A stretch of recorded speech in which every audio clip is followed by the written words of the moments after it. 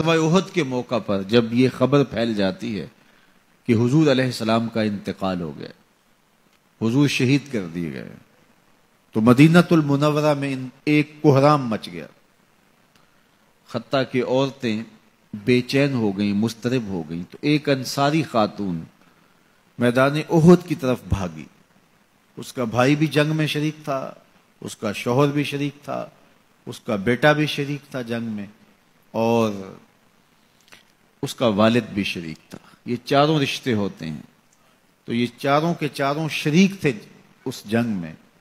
تو جب یہ خبر پھیلی کہ حضور شہید کر دیے گئے ہیں، تو اس حالت کے اندر وہ عجیب اضطراب کے عالم میں دوڑتی ہوئی احد کے مقام پہ پہنچتی ہے، تو راستے کے اندر اس کے بھائی کی لاش پڑی تھی، اس کے باپ کی لاش پڑی تھی، اس کے شوہر کی لاش پڑی تھی، اس کے بیٹے کی لاش پڑی تھی، اور وہ چاروں لاشوں کے قریب سے گزر گئی اور وہ پہچان بھی نہیں پائی۔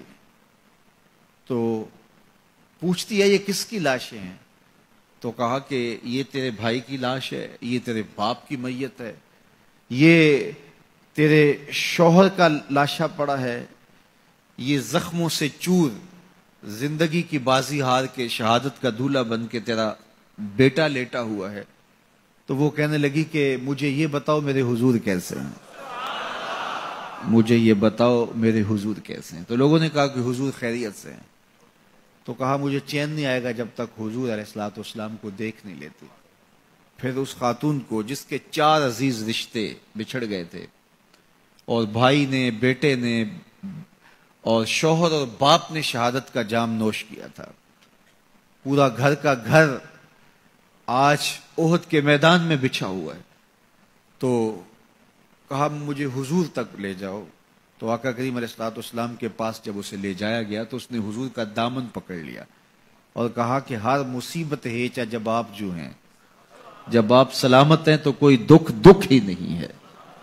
تو ان کی یہ محبت اور ان کا یہ پیار دیکھنے کو نصیب ہوتا ہے، ورنہ ایسے مواقع پہ جب اتنے عزیز رشتے بچھڑ جائیں تو پھر اپنے جذبات پہ کون قابو رکھ پاتا ہے اور کون کسی کو یاد رکھتا ہے۔ لیکن ان کی محبت بڑی ہوئی تھی ہر رشتے سے آگے، اور ہر عزیز، ہر رشتہ دار، کائنات کی ہر شے سے زیادہ وہ حضور علیہ السلام سے پیار کرتے تھے۔